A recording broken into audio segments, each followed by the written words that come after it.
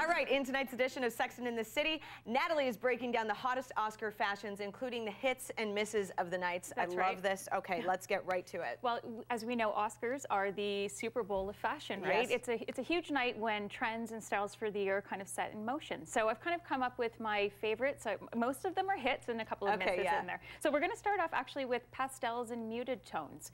And these were really, really big on the red carpet. I thought Jennifer Lawrence looked amazing. She kind of had her Cinderella moment in this Dior gown. And Amy Adams, I think she won for having the largest gown on the red carpet. Probably, yeah. In the Oscar de la Renta. And these are all beautiful pale pastel colors that look fantastic. And then next we have metallics. So metallics were also really prominent on the carpet. And I love these. They're really sexy. I thought Naomi Watts looked amazing in her one shoulder Armani. It looked fabulous. And then Halle Berry, she asked Versace to make her a Bond girl inspired dress. Oh, okay. And she looked fantastic. Now that makes sense now that I look at it. Absolutely. And yeah, these ladies looked fantastic. And then next week, this was actually my favorite trend on the red carpet, bold color. I think if you're going to be on the red carpet, be photographed this much, go for a bold color. And I thought Jane Fonda, at 75 years old, unreal. She looks amazing in this canary yellow, right? Did she inspire your look today? She may have, okay. Yes, definitely. And Sally Field, I mean, she looks fantastic in this red Valentino. And Jennifer Garner in $2.5 million of diamonds. I know, must be nice. I know, in this amazing custom-made Gucci. Gotcha. And then next we have white. So this was really nice to see instead of that traditional black dress that we see all the time, right, on the red carpet.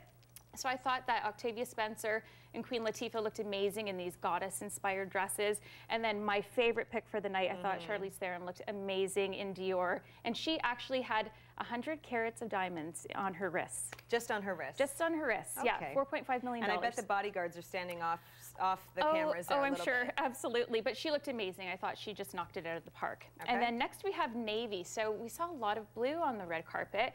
Reese Witherspoon, I thought she looked fantastic in this Louis Vuitton. And then Jennifer Hudson sort of had this mermaid-inspired gown. And Helen Hunt is actually wearing a gown from H&M, if you can believe that. Yes, I know. Wow. And it was fantastic. A lot of critics said, great dress, but it unfortunately got really wrinkled really quickly, so it didn't photograph the best, but she still looked great. And then next, we're actually going to hair and makeup. So this was my favorite trend, was sort of this old Hollywood glam. These soft pin curls I love, and I love a red lip and that winged cat eyeliner, full lashes. I thought all of these ladies looked amazing.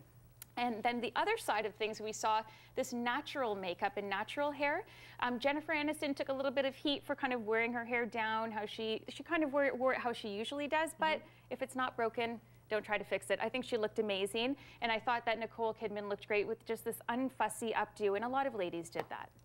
And also sort of the pink tones, really pale pastel lips, and we're going to see that a lot this spring. I mean, it's unfussy, but let's get real. It still took them an hour to get ready. Absolutely, that's right. You know, as a makeup artist, doing the natural look is probably one of the hardest. Yes, natural hair and makeup takes longer than actually doing a glamour look. It really does. And then this is sort of my misses. So, oh yeah. You know, Helena Bonham Carter, I think that she never disappoints in always being on the worst dress list, right? I think that's her thing. But I mean, the hair was quite messy, and then this dress was pretty frumpy. Selma Hayek, I think she's beautiful, but I thought that the updo and the makeup was just really harsh, and it didn't show her natural beauty. Just too much going on. And her dress as well. We can't see the dress, but it was this beaded sort of tight velvet, very 90s looking. Velvet needs to never be on the red carpet. I know. Except for on the carpet. That's right, exactly. And then Amanda Seyfried, beautiful girl again, but this dress just sort of washed her out. It was really disappointing, and her hair and makeup, it all just sort of fell flat. I thought it was a little bit ho-hum.